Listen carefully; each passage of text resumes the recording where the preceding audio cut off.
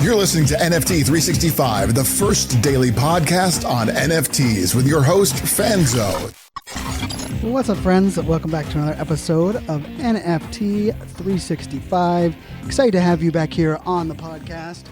And I have to say, one of the things that I really have been going over as far as, looking back, give a big shout out, our creator coin that is the coin, the Adhd Coin on Rally, which Rally just got voted in Fast Company of one of the top 10 most innovative companies of the last year. So kudos and congrats to Rally.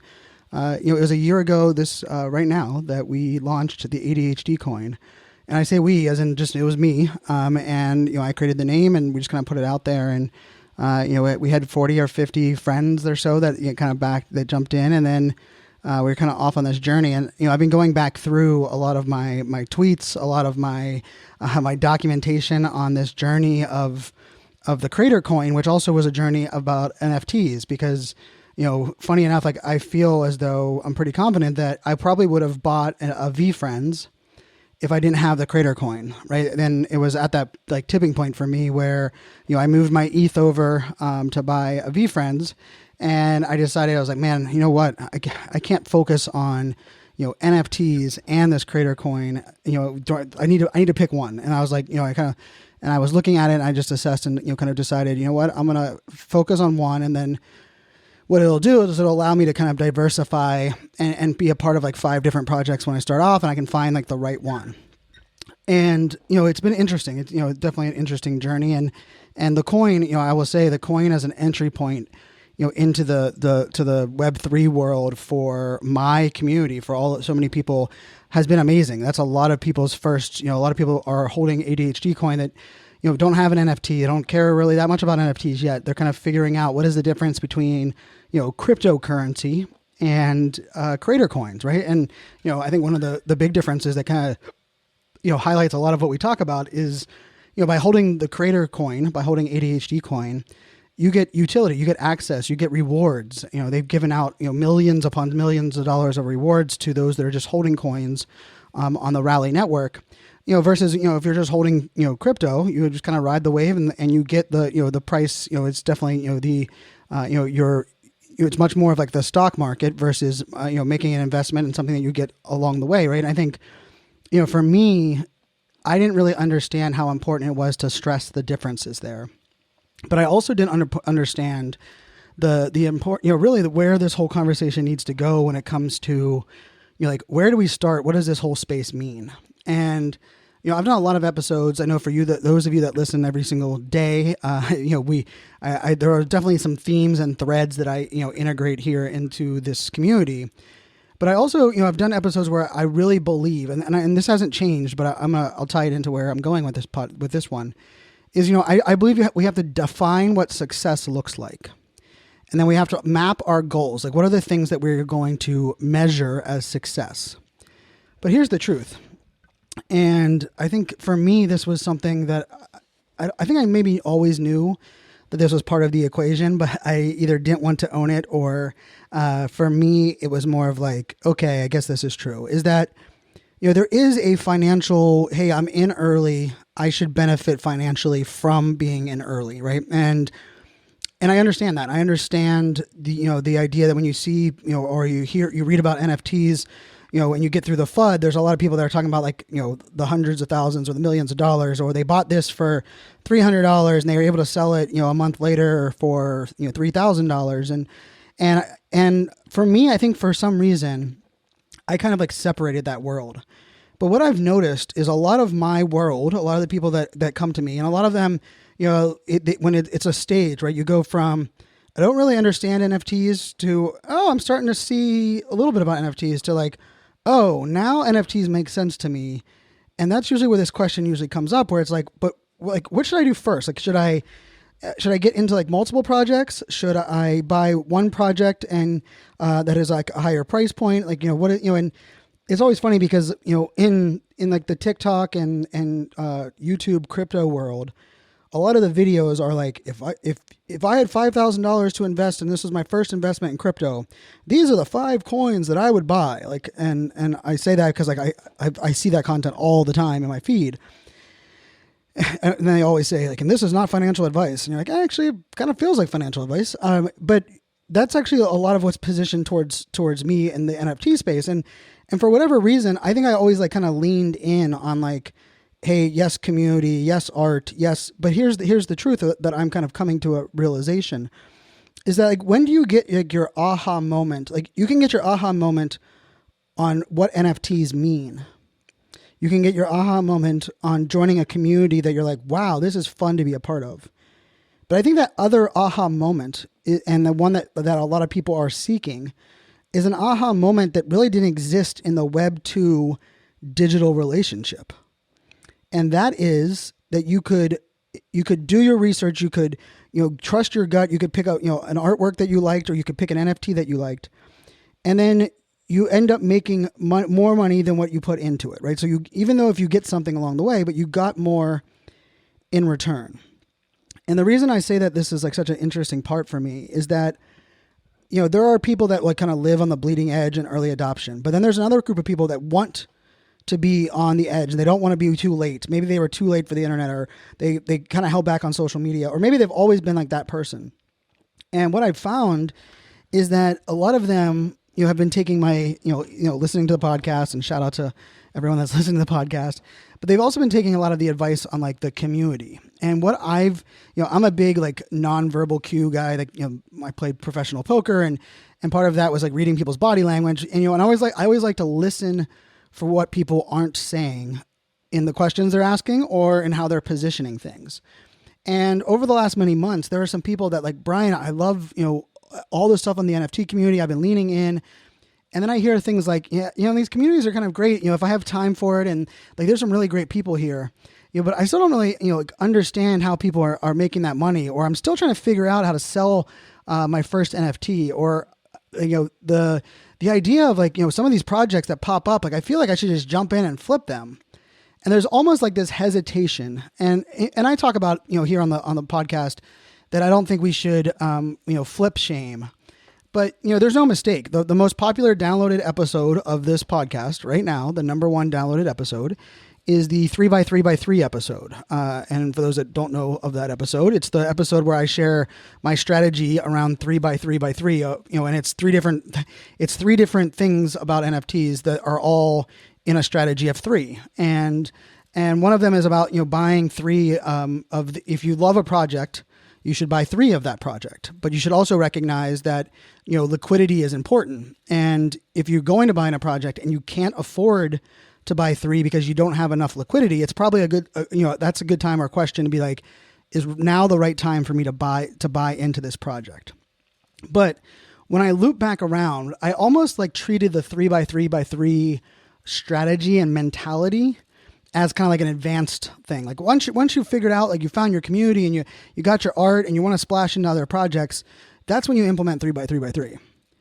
I've kind of changed my mind. I actually think now for people to get all 3 of those of those connection points, they almost have to, the very first project they get into, and this is where I'm gonna go with the advice. The very first project you're getting into, if you're coming at it like, hey, I have this budget, or you're coming at it and saying, hey, I have this amount of time to spend in it, however you're kind of playing around in this arena, the thing that I think we have to approach it is that you're either going to jump in at a higher price point into a project that is very, it's kind of set in its like ways. And I mentioned some of them the other day, right? There's some projects that I just think of, and I'm always happy to kind of give like recommendations on like, and some of them I don't hold. Actually, a lot of them I don't hold. But it's, hey, I'm a fan, and I don't hold them not because I don't believe in the project. It's because like I missed out early on it, and I just haven't decided to buy in at the higher price point that it's currently at. But I'm like a bullish on like where that's going. And so the reason I say all of that is like, I think when you jump into like an established project, so we're talking like, I'm not saying like blue chip top I'm not saying to jump into VFriends or to CryptoPunks or Bored Apes or Mutant Apes or, any of those, kind of projects. But I'm talking about projects that, that have a strong community, that have a strong, let's just say track record. And they have people that are very proud to be a part of it. And they have a high, individual hold rate, right? Like I always like to look at the, how many people are holding the individual holders that they have 3 months ago versus how many individual holders do they have today. Like those are things that I like to look at from like a trend perspective to see like, okay, did that go up? Did that go down? Are there, how does that all work? And then I kind of like looking at, who are the people that you would be associated with. But with that being said, like, and I'll just throw like, it's like the Coalition Crew is a great version. The Lazy Lions, that's a great version of that. There's the Deadheads. Deadheads is another one that is really, like a strong community that you see a lot of people in. The Alien Friends is another one. Cool Cats. Cool Cats has a 7 ETH floor, so they're kind of like on the height there. And I would even throw in like Boss Beauties into that conversation. But here's like the other side of this, right? Like, okay, Brian, I don't want to put 3 ETH, 2 ETH, 5 ETH into one project to get one NFT, but I want to experience the NFT like magic so that I can then be committed to investing more, right? And so like my new thought of this is, I think part of it is finding either a project that just minted and the reveal just happened, or maybe the reveal hasn't happened, right? And you go on to OpenSea and like, the floor prices, and you see all of the image is the same.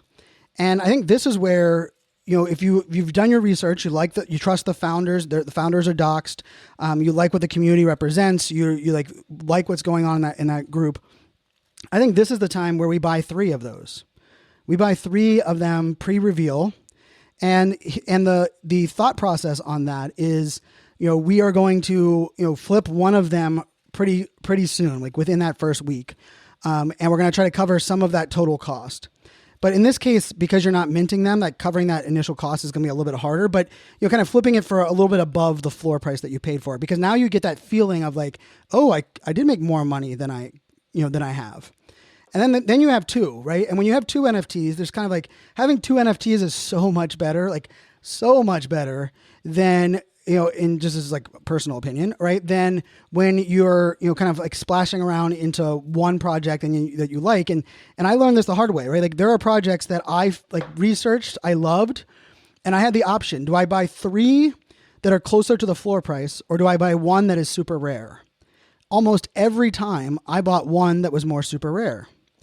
And looking back, I would do that over again. I would buy 3 on the floor. And I would buy 3 on the floor because I'm committed, I believe in it. And then I would use 2 of them to try to build up and trade up to get the one that's more rare later on. So therefore I have one of the original ones I bought and a rare one, and my investment kind of started out of the ground. So that's my actual, like, that's the advice that I've been sharing with people is, and it doesn't have to be 3, it could be 2, but like, okay, you love that project. Hey, I think that's a great project.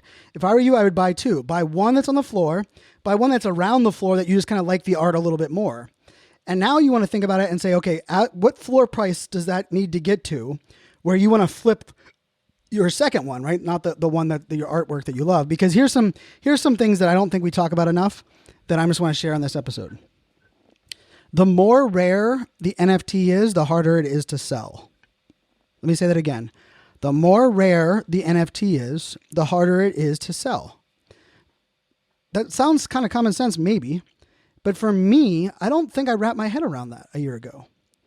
And what I mean by that is, as the prices fluctuate, right? As people come in and out of a project, when it costs more, you've shrunk your audience, because now the people that are going to buy a more rare one that is that much above the floor price, they're either going to be a degen investor, like a whale type, or they're going to be so committed to the project or that they love that art. Now, I will say a couple of the NFTs that I've sold for like way above, like we just sold one recently that was like, I don't know, it was like 300% above the floor price, but it was a very rare, it was in the top 300 NFT. The thing I found funny about it is when I saw the person tweet out that actually bought it, they tweeted out like, jumped in on this one, didn't really care about a lot of the artwork, but this artwork spoke to me, so I paid for it. We'll see how it all goes, right? Like it was like for them, I don't think they even were looking at rarities or caring. They were just trying to find, they looked at probably like the most expensive, and then they looked at like the floor, and they're like, okay, anything under 1.5 ETH, I will buy, right? And then they just go find the artwork that they like. And that's how some people, jump into this space. But the reason I think that's so important is because sometimes when we buy a rare one and then we decide, you know what, I think the project's kind of maxed out, I want to sell this one, but you want to sell it for more than the floor price because it's rare, it becomes like a psychological battle. And I've had it. I know some of you are listening right now and you're like, yeah, that's true. Because what happens is you're like, I know that this is worth 2.5 times the floor price, but am I willing to wait for someone that also values that, right? Am I willing to wait, to the momentum kind of takes off? And in a lot of cases, what I've noticed, and I've noticed this by tracking a lot of other people's wallets, is that a lot of people will have a more rare NFT, but they will hold on to it because of like that initial price, but they'll drop it pretty close to the floor when they see a spike in momentum. And, when I've reached out to a couple people and asked, and we've kind of talked this out like as a collective group, part of that is like, hey, I know that it shot up above, the floor shot up, and I probably sold it closer to the floor than I wanted to, but I don't believe that floor is sustainable. And I know that it's going to dip back down, 0.2, 0.3 ETH right afterwards. So technically I sold it, 0.8 above what it's going to be in a week. And I think that's actually part of that game. And so the reason I say all of that is because understanding all of those nuances and worrying about like putting it up for 3 days, taking it down, looking at all these things, that's not usually what someone wants to do or spend time with when they first jump in. So I like the idea of buying around the floor, buying more than one around the floor price of a project that you love. And then kind of playing around, splashing in the project, kind of figuring out the different nuances. And then looking for what makes sense to you for flipping the other one that you have for a profit, like hopefully for a profit, right? If you've done your research and we're not in the bear market. And then you get that kind of like satisfaction, like, wow, this I bought it for this and I sold it for that. But then you're still in the community, and then you can take that profit and you can go find another project to go in and buy 2 more in. So I believe like my advice for those that are starting out is, and part of this is, when I hear about like, Brian, what websites do I go to? Like what data should I be looking at? Like part of that is like, you can look at any of the data on any of the marketplaces and you can go on Twitter, but like, I would actually say like, think about like from the standpoint of like, what do you want to be associated with? Do you want to wear it as your PFP, or do you not care because you're not active on Twitter and changing that, right? Do you want it? Are you going to be active in their Discord or not, right? If you're not, then caring about like a project that has an active Discord, just sounds kind of, backwards. But I really do feel like this shift, right? We're shifting towards, activating someone so that they kind of continue to lean in. And my old advice on like, find success, find a community you love in, buy the project, buy one that's a little bit more rare and hold on to it and enjoy it. Well, what happens there is if it's a bear market, it's a roller coaster, right? But it's also like they only get to experience one aspect of this entire ecosystem, right? The full aspect is like buying 2 NFTs, holding on to one, finding out you love the community, selling one of them for a profit. Now you have enough money to buy 2 of another. Maybe you mint the second time, right? Now you're minting 2 NFTs. Now you're experiencing that euphoria of the reveal and what do you get lucky with. Now you get to, so now you get to experience the mint, you get to experience the art reveal, and then you also get to experience like, okay, now what do 2 projects look like, right? Because there's nothing worse than only having, like, you don't even know what the grass is greener on the other side because you don't even know what else to even look for if you're only holding one NFT. And, I'm not gonna say his name, but a good friend of mine, he jumped into a project that I love, and I can just sense it in his voice. And he sent me a text actually before this episode, and I was like, yeah, you know what? He is missing the other aspects of this, experience. And part of this is like that back and forth. And I'm not saying like it's all about the profit, and I'm not guaranteeing if you sell 2 that you can sell 1 for a profit, right? But there is something to be said about experiencing all the aspects in this kind of arena.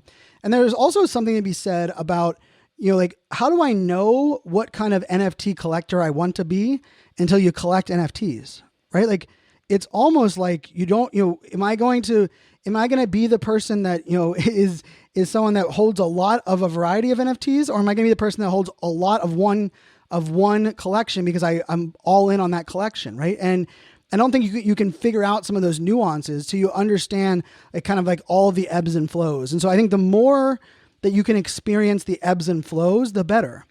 And maybe you're thinking, well, what if I don't have like that big of a budget? What if I don't have, like, what if I'm not able to play like at that big of the space? Like I would look, for other projects that allow you to, that are lower entry points, right? There are lots of other projects. Now, there are some projects that have very low entry points that, I struggle to find that they'll even have enough money to be of value over a long period of time. But that also is something that's said about like, hey, you're still experiencing it, right? And the last thing I'll just say this is that, I've been trying to look at the idea of, there's so many people that get rugged for the first time, right? The very first NFT they buy, they find it, they're like, wow, I can't believe it's this cheap. I think I heard somebody talking about it, and you buy it. And then all of a sudden you realize like, wow, the community is kind of dead here. Like no one's in this project. And you feel like a little bit like you got scammed, but you also feel like, well, hey, like I got my feet wet now. Now I'm ready to go find another project. And I started to reverse engineer that and kind of like dissect that. And part of it is this idea of like, okay, I've experienced like the worst or like what the extreme is. And I'm now curious if I can figure out the other side of this, right? And so this is where it's, I think, just such an interesting arena. And I know like right now the market, is down, and maybe you're listening to this 6 months from now and the market is up, or, this whole arena. But I really think like if you're in a project that you love, then the floor price going up and down doesn't really actually matter, because you're holding that project because you love the art, you love being a part of the Discord, or you love that you can put that as your PFP because it makes you look like, your friends. And I think that's why I think I like this strategy, because if you can flip that second one and then you can play around, you still have that one that gives you that good feeling that you don't even care what the floor price is.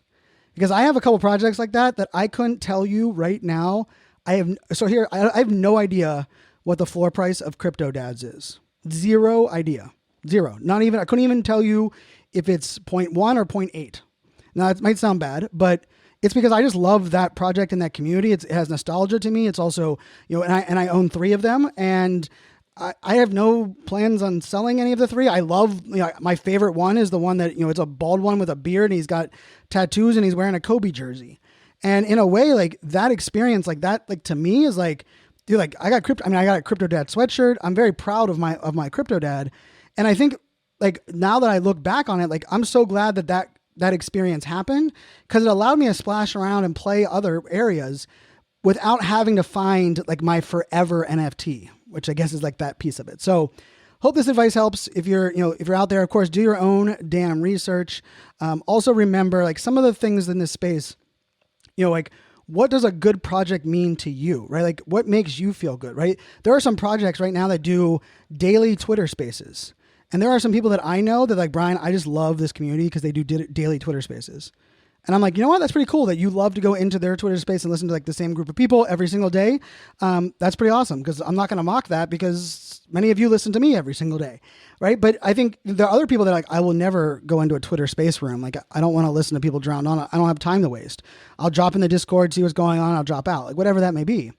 But I think the beauty is like find that community that you love, buy 2, flip 1, go play somewhere else, and then hold on to that one that you love the art, you love the community, and you can kind of ride it out. And you don't even have to care about the floor price. You don't have to care about, the buzz or the haters, and you can kind of ride the joy. Because I will tell you, if Crypto Dads goes to 0, I have 0 like qualms about it, because I've loved the community. I like being a part of it. I like what they stand for. I've learned a lot from that team.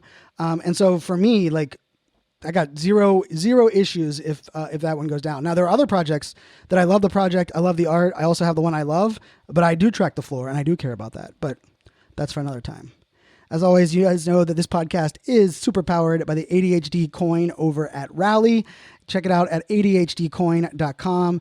The more people that we get holding the coin, the more that we get rewards. The more rewards we get, the more we can invest back in. Got a lot of that compounding interest conversation going on.